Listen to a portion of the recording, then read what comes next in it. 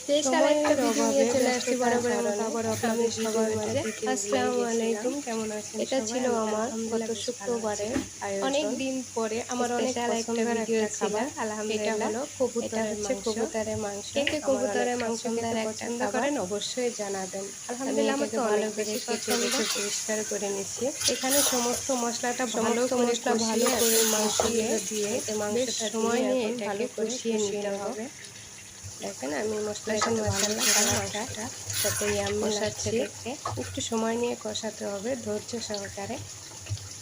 বারবার আপনারা সবাই ধৈর্য সহকারে আমার ভিডিওটা দেখবেন প্লিজ। আর এখানে আমি দুইটা শুটকি বোনা করতেছি।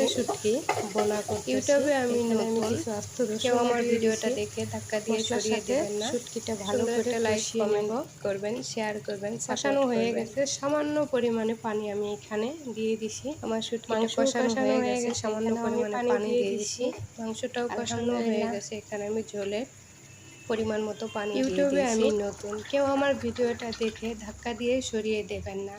ধৈর্য সহকারে আমার ভিডিওটা দেখবেন, লাইক কমেন্ট এন্ড শেয়ার করবেন, সাপোর্ট করবেন।